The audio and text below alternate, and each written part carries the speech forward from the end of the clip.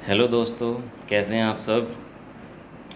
देखिए दोस्तों, सबसे पहले तो मैं आपको बताना चाहूँगा कि अभी सिर्फ बहुत कम वीडियो मैंने बनाई है और बहुत आपका प्यार मिल रहा है।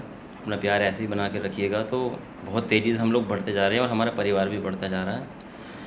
देखिए दोस्तों, हम लोग संविधान को डिस्कस कर रहे थे और संविधान की जो फंडामेंटल राइट्स हैं, जो हमारे मौलिक अधिकार हैं, उसमें एक श्रेणी है समानता का अधिकार। उसी श्रेणी के अंतर्गत कुछ आर्टिकल्स थे जिसमें हमने आपको बताया था आर्टिकल 14 में कानून के समक्ष समान था।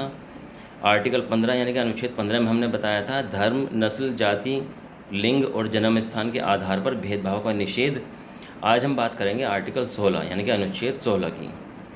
देखिए, भारतीय संविधान का जो अनुच्छेद 16 है वह कहता है कि अवसर की समानता in jobs, equality of opportunity in jobs. ठीक है, प्रत्येक भारत के नागरिक को जो भी राज्य सरकार द्वारा या केंद्र सरकार द्वारा जो भर्तियां निकलती हैं, नियुक्तियां होती हैं, उसमें अवसर की समानता रहेगी।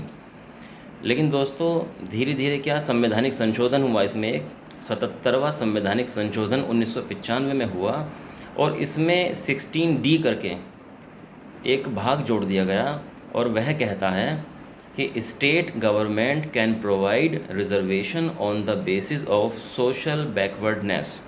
यानी कि अगर अगर राज्य सरकार चाहे तो सामाजिक पिछड़ेपन के आधार पर वह आरक्षण का प्रावधान कर सकती है, आरक्षण प्रदान कर सकती है। अगर राज्य सरकार को लगे कि उसकी राय में कोई भी जाति अपना प्रतिनिधित्व संख्या के अनुरूप नहीं कर रही है तो उसको आगे बढ़ाने के लिए उसको आरक्षण का प्रावधान है। ये बाद में इसमें जोड़ दिया गया 77वें संवैधानिक संशोधन द्वारा 1995 में। फिर से एक बार बता देता हूँ, state government can provide reservation on the basis of social backwardness. अब देखिए दोस्तों, यहाँ पे एक शब्द आया आरक्षण। आरक्षण अपने आप में एक बहुत डीप टॉपिक है। कहाँ से इसकी शुरुआत हुई है, कहाँ से इसकी पृष्ठभूमि जो सामाजिक थी, आज वो जाकर राजनीतिक हो गई है और राजनीति का अहम हिस्सा ये बन चुका है। इसके बारे में मैं एक अलग से वीडियो बनाऊंगा और दोस्तों वो वीडियो को थोड़ी छोटी नहीं रह पाएगी। अभी तो मैं 3 मिनट, 3.5 मिनट या 4 मिनट की वीडियो आपको बना के दे रहा हूँ कि आप कम से कम समय में ज़्यादा से ज़्यादा मटेरियल आपको दे सकूँ। लेकिन आरक्षण को जानने के लिए जो वीडियो आएगी वो थोड़ी लंबी रहेगी। लेकिन इसकी पृष्ठभूमि पुरानी है काफ़ी, है ना। और ये आज यहाँ तक कैसे पहुँचा है। देखिए, जो वैदिक काल है, वैदिक काल में तो कोई वर्ण व्यवस्था थी ही नहीं। थोड़ा सा मैं बता देता हूँ आपको। उत्तर वैदिक काल में आके ये वर्ण व्यवस्था जागृत हुई है ना समाज के अंदर। इससे पहले ये वर्ण व्यवस्था नहीं थी। देखिए, ऋग्वेद के 10वें मंडल में एक श्लोक है जिसको कहते हैं पुरुष मेध श्लोक। उस पुरुष मेध श्लोक के अनुसार ब्रह्मा जी के अलग अलग अंगों से अलग अलग वर्ण विकसित हुए। देखिए, इसमें कहा गया, मैं किसी पर्टिकुलर जाति है उसका नाम नहीं लूँगा, है ना, लेकिन उसमें लिखा है, जो उसमें कहा गया कि मुख से ब्रह्मा जी के जो मुख हैं, मुख से ब्राह्मण निकले। ठीक है, ब्राह्मण उत्पन्न हुए क्योंकि ब्राह्मणों का काम शिक्षा दीक्षा देना होता था उस वक्त, और वो दी जाती है मुंह से। तो उन्होंने कहा मुख से, ब्रह्मा जी के मुख से ब्राह्मण निकले हैं। क्षत्रियों का काम लड़ना झगड़ना था, ज़मीन के ऊपर लड़ाई होती थी, उत्तराधिकार को लेकर लड़ाई होती थी, है ना, इन्फिल्ट्रेशन को लेकर लड़ाई होती थी, युद्ध होते थे। तो युद्ध में क्या होता है, भुजाओं का काम होता है तलवारबाजी करना। तो उसमें लिखा है पुरुष मेध श्लोक में कि ब्रह्मा जी की भुजाओं से क्षत्रिय उत्पन्न हुए। इसी के बाद जो वैश्य थे वो उत्पादन का काम करते थे, प्रोडक्शन का काम करते थे। तो पुरुष मेध श्लोक में कहा गया कि ब्रह्मा जी की जंघाओं से वैश्य उत्पन्न हुए।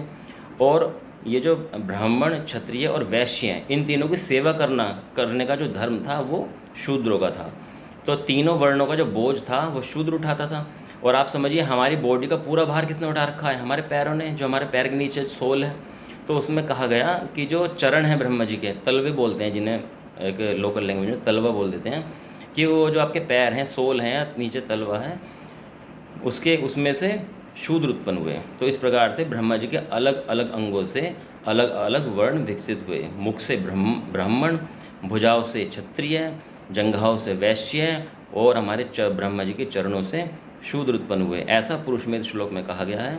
बाकी आरक्षण कहाँ से वर्ण व्यवस्था विकसित हुई और कहाँ से ये आज तक यहाँ पहुँची है, इसके बारे में लंबी सी डिस्कशन है, वो मैं आपको एक अलग वीडियो बना के दूंगा और आपको बहुत अच्छे से समझ में आ जाएगा कि आरक्षण कहाँ से कहाँ तक पहुँचा है। फिलहाल आपको आर्टिकल 16 समझ में आ गया होगा, अवसर की समानता इन जॉब्स। फिर 16D जोड़ दिया गया 77वें संवैधानिक संशोधन द्वारा 1995 में कि राज्य सरकार सामाजिक पिछड़ेपन के आधार पर आरक्षण का प्रावधान कर सकती हैं।